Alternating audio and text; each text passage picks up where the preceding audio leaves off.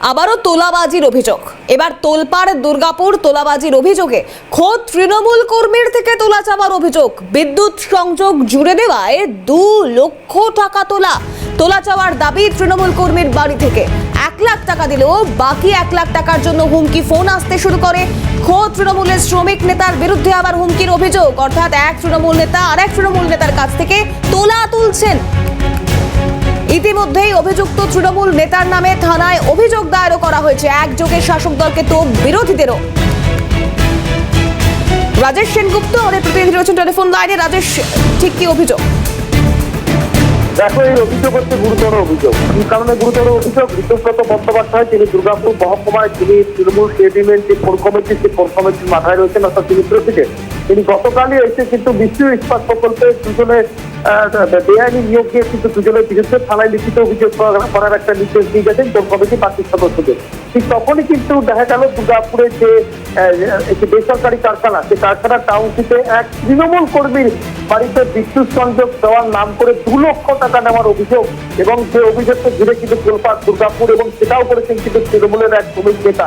এবং যে কমিটি ছিল, পুরনো কমিটি, সেই কমিটিরই তিনি একজন পদাধিকারী ছিলেন।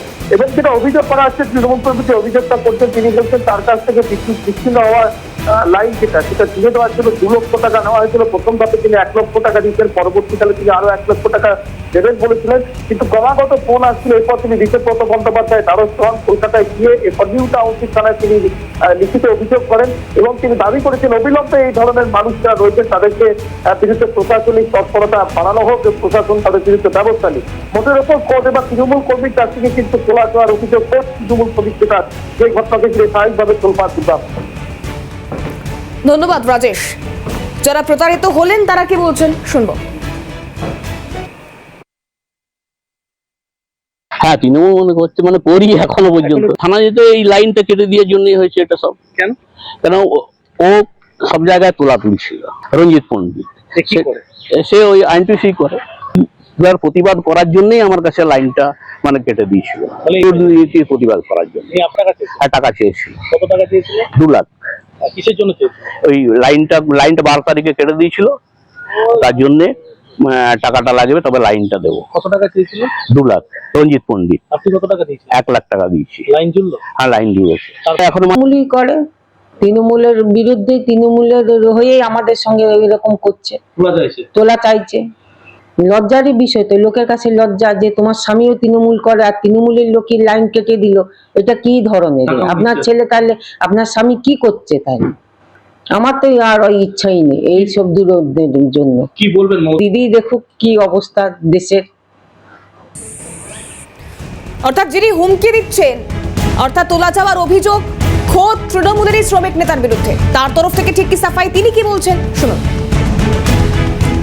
আমি নিয়েছি, যে অভিযোগ করছেন কি টাকাটা নিয়েছি 2024 বছর হলো নাকি, 1.5-2 বছর হলো। উনি যখন ওনার কাছ থেকে আমি এই যে অভিযোগ, প্রথমে তো আপনাকে জানাই এই অভিযোগটা পুরো হচ্ছে ভিত্তিহীন। যেই জায়গাটা দাঁড়িয়ে থেকে উনি বলছেন এই টাকা অ্যামাউন্ট আমি 2 লক্ষ টাকা নিয়েছি, তার মধ্যে 1 লক্ষ টাকা আমি নিয়ে নিয়েছি, আর 1 লক্ষ টাকা ওনার কাছে নাকি আমি আদায় করছি, ডেলি নাকি ওনার কাছ থেকে টাকা আদায় করছি। যদি আমার ওনার কাছে সঠিক প্রুফ থাকে তাহলে উনি প্রথমে বলুন। আর প্রথমেও একটা কথা আমি বলতে চাই, যে টাকাটা আমি নিয়েছিলাম স্যার 1.5-2 বছর আগে যখন হয়েছিল, তখন উনি একটা ডায়েরি কেন করলেন না? প্রথমে একটা থানার ডায়েরি করতে হতো। থানা ডায়েরি না করে আমিও একই দল করি, উনি একই দল করলেন, দলের লোককেই জানাতে হতো। না জানিয়ে ওনার আজকে 1.5-2 বছর পর ঘুম ভেঙেছে কি হ্যাঁ টাকা নিয়েছি, প্রথম একটা। সেকেন্ড হচ্ছে যেটা উনি এই যে 1 লক্ষ টাকা যেন যে আমি নাকি 1 তারিখ, তাহলে এই যে ওনার কাছে কোনো ডকুমেন্টস থাকে উনি শো করুক হ্যাঁ এই টাকাটা দিয়েছি।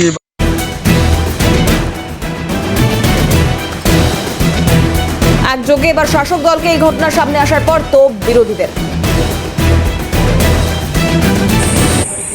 না, এক্ষেত্রে আমার কিছু বলার নেই। ওই অভিজিৎ বাবু ঋতব্রত দাকে ব্যাপারটা জানিয়েছেন ডিটেলসে, ঠিক আছে? যদি অন্যায় কিছু কোথাও থেকে থাকে আর উনি যদি থানায় কমপ্লেন করে থাকেন, তাহলে প্রশাসন তার নিজের পথে এগোবে। এখানে আমাদের কিচ্ছু বলার নেই। হ্যাঁ, প্রশাসন তার নিজের পথে এগোবে।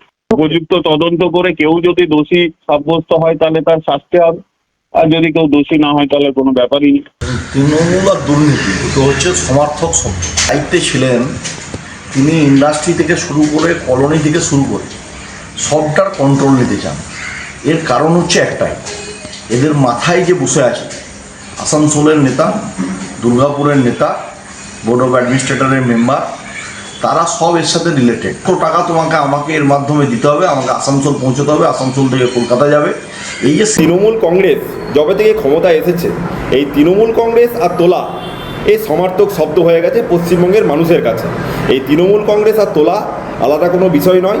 পশ্চিমবঙ্গে চাকরি পেতে গেলে আপনাকে তোলা দিতে হবে, পশ্চিমবঙ্গে আবাস যোজনা বাড়ি চাইলে আপনাকে তোলা দিতে হবে।